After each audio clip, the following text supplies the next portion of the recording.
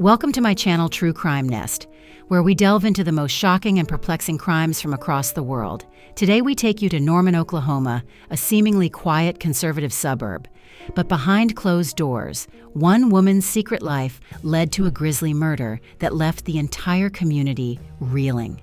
This is the story of a devoted housewife whose hidden affair with a neighbor's teenage daughter ended in a tragic and violent death. Helen Marquardt was 42 years old, and the picture of a perfect Southern homemaker. She lived in Norman, Oklahoma, a quiet suburb known for its conservative values and close-knit community.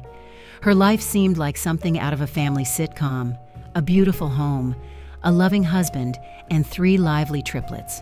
Ryder Rifle and Ryan Helen was heavily involved in the community, especially at her children's school. Her kindness and warm personality made her a beloved figure in the neighborhood. To the outside world, Helen seemed to have everything. Her husband, Robert Marr, was a successful corporate lawyer known for his work helping major oil companies to find legal loopholes to drill for oil in third world countries. The family often attended church at First Baptist of Norman, where Helen led a Bible study group for women. They were the kind of family you'd expect to see on a Christmas card, smiling and picture perfect. But beneath the surface, Helen was struggling. Her marriage to Robert had grown cold and distant over the years. Robert's demanding job kept him away from home for weeks at a time. And when he was home, he was often preoccupied with work. The couple's once strong bond had weakened, leaving Helen feeling lonely and sexually unfulfilled. She began to crave excitement, something to break the monotony of her everyday life. In early 2022, Helen found that excitement in a most unexpected place: her 17-year-old neighbor, Taylor Ronsley. What started as a friendly mentorship with Helen, teaching Taylor how to, quote, act like a good Christian lady, soon turned into something darker. Their relationship quickly escalated into a secret sexual affair, with Helen becoming increasingly obsessed with the young woman. She was captivated by Taylor's youth and energy qualities that Helen felt she had lost over the years. This affair became Helen's escape, a way to fill the void left by her crumbling marriage in the days leading up to her death. Helen's behavior became more erratic. She withdrew from her usual activities and became more possessive of Taylor. It was clear to those close to her that something was deeply wrong, but no one could have predicted the tragic end that was about to unfold on the morning of June 5th, 2022. Robert Marquardt walked into his home in Norman, Oklahoma, after a long overnight of the office. It was just after 7 a.m., and the sun was already shining brightly. Through the windows, the house was eerily quiet, which was unusual given that his 3 children, Ryder Rifle and Ryan, were normally up and getting ready for school. Robert expected to find his wife Helen bustling about the kitchen making breakfast, but instead he found the kitchen empty. Robert called out for Helen, but there was no answer as he climbed the stairs to their bedroom. A sense of unease began to settle in when he reached the bedroom door. He noticed it was slightly ajar, pushing it open. Robert was met with the scene that would haunt him forever. Helen was lying on the floor next to their bed, naked with a pool of blood around her head. She had been shot to death. The room was a mess. The deed was unmade. Furniture was overturned, and shards of broken glass were scattered across the floor. It was clear that a violent struggle had taken place. Robert stood frozen for a moment, his mind struggling to process what he was seeing. Then panic set in. He rushed to Helen's side, desperately trying to wake her, but it was too late, realizing she was gone. Robert grabbed his phone and dialed 911, his hands shaking as he tried to explain to the operator what had happened. The 911 call was frantic. Robert's voice was barely controlled as he told the operator that his wife had been shot and that she wasn't breathing. The operator tried to keep him calm, but Robert was clearly in shock. When the police arrived a few minutes later, they found Robert sitting on the floor next to Helen's body, his face pale and his eyes wide with disbelief. He was taken outside and placed in a police car while the officers secured the scene. News of Helen's death quickly spread through the neighborhood. Neighbors who had seen the commotion began gathering outside the Marquardt home, whispering to one another as they tried to make sense of what had happened. It wasn't long before local news stations like KFTV arrive on the scene. cameras rolling as they reported live from the quiet suburban street that had suddenly become the center of a grisly murder investigation. The Norman Police Department arrived at the Marquardt home within minutes of Robert's 911 call on June 5, 2022. Officer David Collins, a 12-year veteran known for his calm demeanor, was the first on the scene. He quickly assessed the situation and called for backup. The quiet suburban street was soon filled with police cars, their lights flashing red and blue, cutting through the early morning calm. Detective D.N.E. Yoakum, a meticulous investigator with a reputation for solving complex cases, was assigned to lead the investigation. As the officers entered the home, they were met with a chaotic crime scene. The bedroom was in complete disarray. The bed was unmade, the mattress askew, and several pieces of furniture had been knocked over. The broken glass on the floor suggested a struggle had taken place. Helen Marquardt's lifeless body lay on the floor next to the bed, a gunshot wound to her head. The apparent cause of death: blood had pooled around her, staining the beige carpet. A deep red Detective Yoakum surveyed the scene with a practiced eye. She noticed the position of Helen's body and the nearby objects, making mental notes of everything. The scene told a story of desperation and violence. Helen's face showed signs of a struggle, with bruises visible on her arms and legs. The rune state indicated that Helen had fought hard against her attacker. The murder weapon, a small handgun, was found on the floor near Helen's body. It was quickly bagged as evidence, along with the shards of glass and several other items from the room. Forensic specialists dressed in white coveralls methodically combed through the bedroom, dusting for fingerprints and taking samples of the bloodstains. They photographed the entire scene, documenting every detail that could later be used in the investigation. Outside Officer Collins interviewed Robert Marquardt, who was still in state of shock. Robert explained that he had found Helen's body when he returned home from work early that morning. He insisted he had no idea who could have done this to his wife as the questioning continued. Robert's answers were slow and disjointed, reflecting his disbelief and grief. Detective Yoakum, while sympathetic to Robert's emotional state, knew that time was of the essence.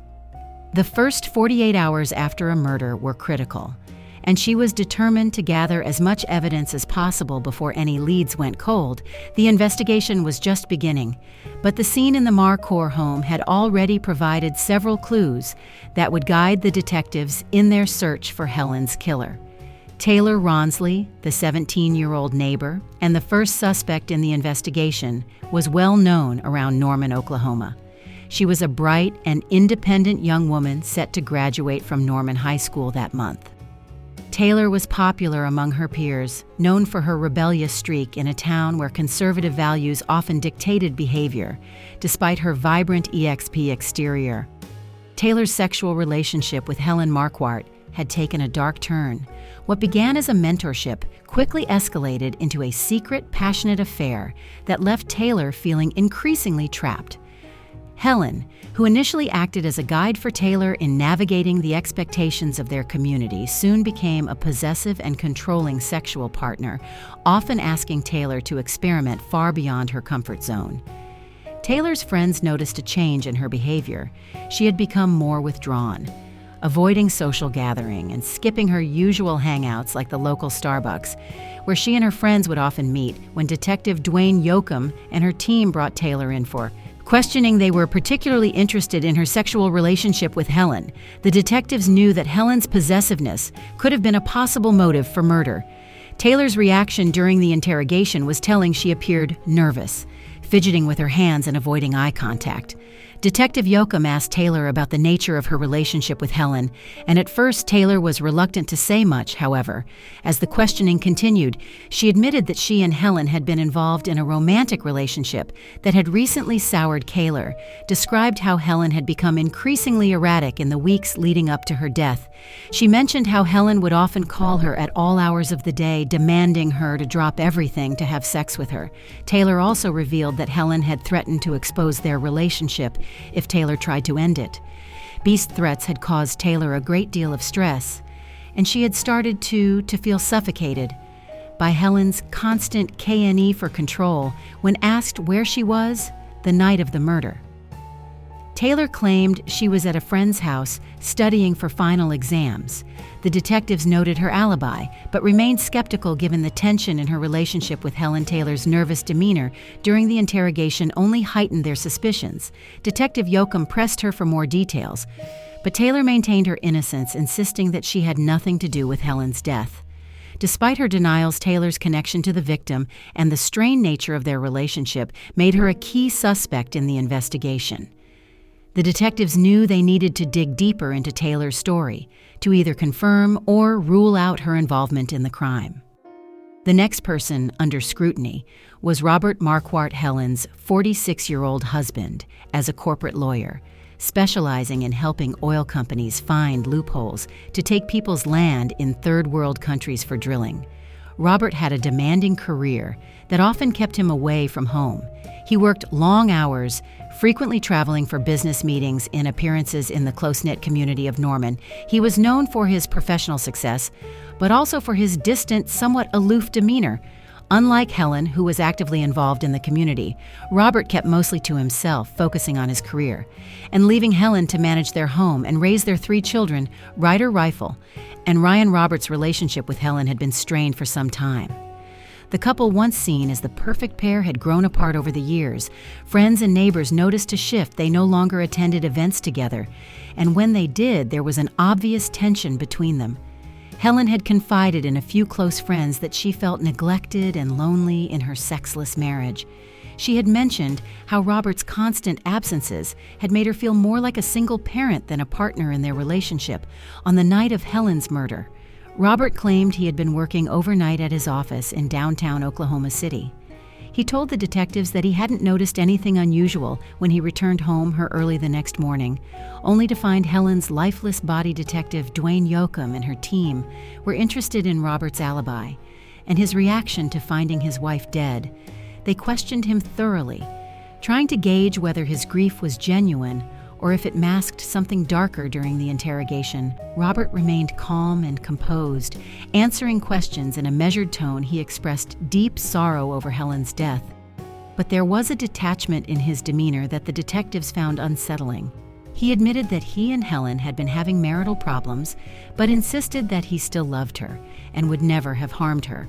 However, the detectives couldn't ignore the possibility that Robert's strained marriage and Helen's affair with their neighbor's daughter, Kaya Ronley, could have provided a motive for murder. When pressed about his whereabouts on the night of the murder, Robert was adamant that he had been at work, presenting time-stamped emails and phone records as proof.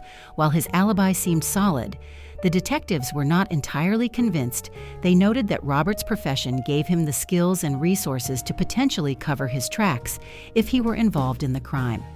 Despite his calm demeanor, Robert's strained marriage and the coldness in his relationship with Helen kept him firmly in the spotlight of the investigation. The detectives knew they had to keep a close eye on him as they continued to piece together the events leading up to Helen's death. The third suspect in the investigation was Karen Ronsley Taylor's 42-year-old mother. Karen was a single mother who worked long hours as a nurse at Norman Regional Hospital. She was known for her dedication to her job, often working double shifts to make ends meet and provide for Taylor. Despite her busy schedule, Karen had a reputation for being a strong, no-nonsense woman who cared deeply for her daughter. Karen and Helen Marquardt had been friends for several years. Their friendship was initially built on shared experiences as mothers and homemakers. However, as time passed, Karen began to notice changes in her daughter's behavior. Taylor had become more secretive, and her once close relationship with her mother seemed to be slipping away. Karen suspected that something was going on between Taylor and Helen, but she wasn't sure what. A few days before Helen's murder, Karen confronted Helen about her suspicions. The two had a heated argument in Helen's driveway, where Karen demanded that Helen stop having sex with her daughter. Karen was protective of Taylor and didn't like the idea of her daughter being involved in anything that could harm her future. The confrontation left both women angry, and Karen left the encounter feeling uneasy. When Detective Dwayne Yoakum and her team brought Karen in for questioning, they were aware of the argument she had with Helen. The detectives asked Karen about her relationship with Helen and why she had confronted her. Karen, who was usually composed, showed signs of stress during the interrogation. She admitted that she had argued with Helen but denied having anything to do with her death. She explained that she was concerned about Taylor's well-being and only wanted to protect her daughter from getting hurt. The detectives pressed Karen about her whereabouts on the night of the murder. Karen stated that she had been working a night shift at the hospital and had clocked out just before midnight. She provided time-stamped records from the hospital's timekeeping system to support her alibi. Despite her strong alibi, the detectives couldn't ignore the intensity of the argument she'd had with Helen and the fact that she lived so close to the crime scene. Karen's protective nature and her proximity to the Marquardt home kept her on the detectives' radar. They continued to investigate her involvement, looking for any possible link between her argument with Helen and the events that led to Helen's murder. While Karen maintained her innocence, the detectives knew they couldn't rule her out just yet. The investigation into Helen's death was far from over, and Karen's role in the case remained a critical piece of the puzzle. On June 12, 2022, just as the summer heat began to settle over Mormon, Oklahoma, a breakthrough in the case emerged. It was mid-morning around 10 a.m. when Detective Dwayne Yocum received a call from a technician at a local electronics repair shop, TechFix, located on Main Street. The technician had been working on a malfunctioning home security system brought in by a customer when he stumbled upon something unusual. Several hidden video files stored within the system's memory. These files contained footage that had been recorded in Marquardt home, specifically in the master bedroom where Helen Marquardt's body had been found. The technician, realizing the significance of what he had discovered, immediately contacted the police detective Yocum, and her team quickly arrived at TechFix to review the footage. The videos, which were dated over several months leading up to the murder, provided chilling evidence. The recordings revealed Helen engaging in a sex relationship with Taylor Ronsley. What was more disturbing, however, was that it became clear Helen had been the one secretly filming their sexual encounters, likely without Taylor's knowledge. The videos not only confirmed the illicit affair, but also showed the increasing tension between Helen and T. In one of the final recordings, made just days before the murder, Helen could be heard threatening to expose their relationship if Taylor tried to leave her. The footage painted a picture of a sexual relationship that had turned toxic, with Helen growing more possessive and Taylor appearing increasingly fearful.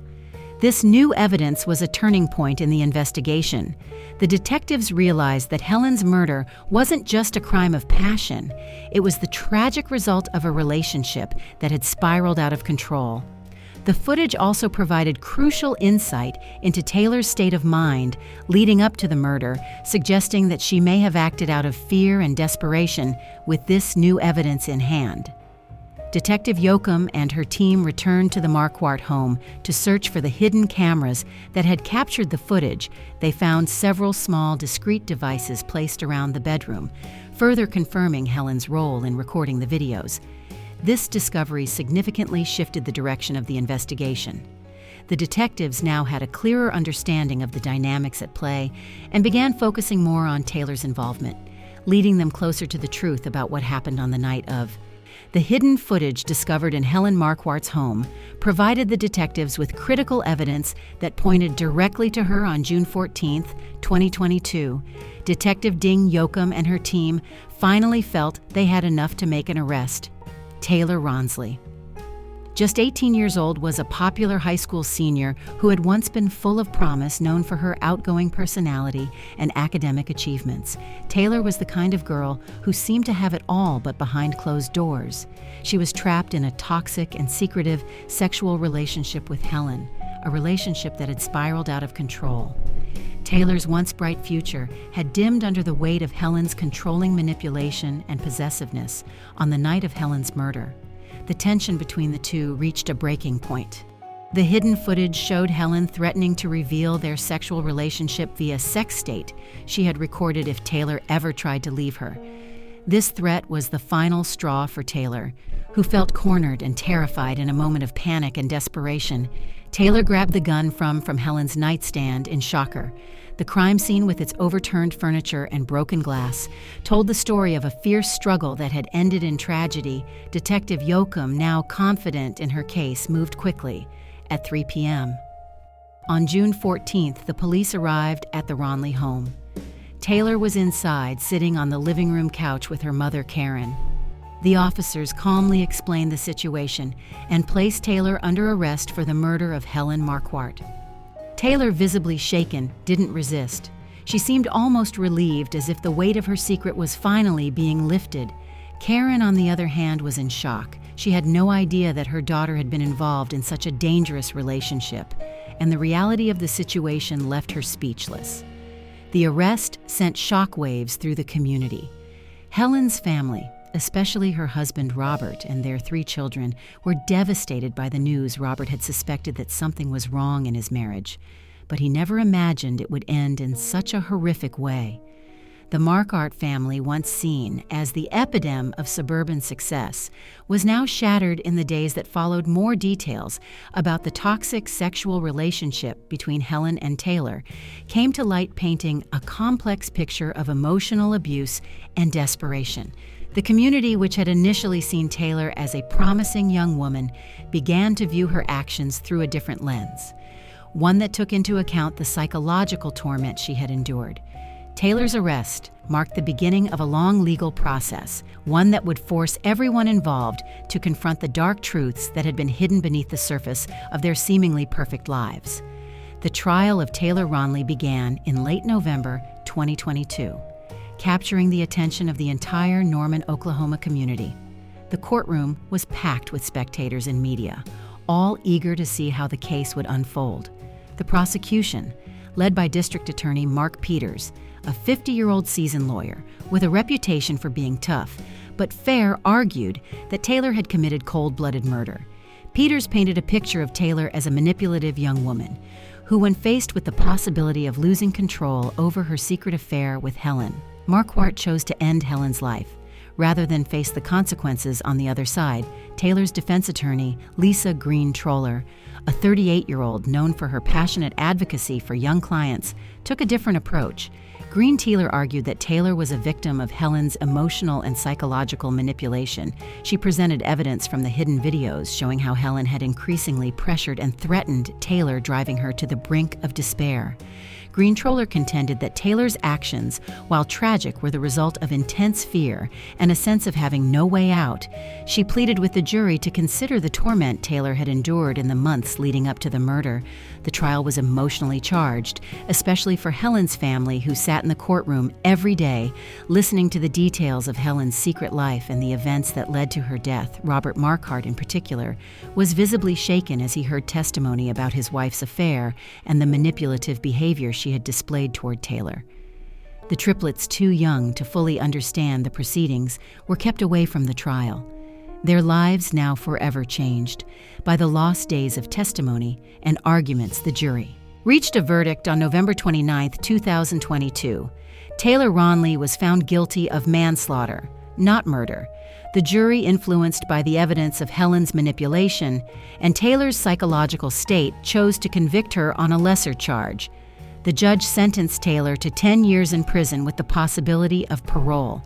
After 5 years, the sentence was met with mixed reactions. Helen's family felt the punishment was too lenient, struggling to reconcile the woman they knew with the secret life that had led to her death. Meanwhile, some in the community sympathized with Taylor, recognizing the difficult circumstances that had driven her to commit the crime. The trial's conclusion left many a Norman reflecting on the hidden struggles that can exist behind closed doors and the tragic consequences they can bring. In the aftermath of the trial, the lives of everyone involved were profoundly changed. Taylor Ronley began serving her sentence at the Mabel Bassett Correctional Center, a women's prison in McLeod, Oklahoma, at just 18 years old. Her life had taken a tragic turn inside prison. Taylor enrolled in counseling and educational programs, trying to rebuild her life from the ruins of what it had become.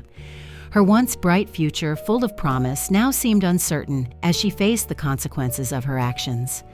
Helen Marquardt's family struggled to move on from the tragedy that had torn their lives apart. Robert Marquardt, who had once been a successful corporate lawyer, found it difficult to return to his high-powered career. The revelation of his wife's secret affair and the circumstances surrounding her death had left him shattered. He took a leave of absence from his job, choosing instead to focus on raising his children. Ryder Rifle and Ryan the triplets, just 9 years old, had lost their mother in the most horrific way. Robert did his best to shield them from the details of the case, but the emotional scars ran deep.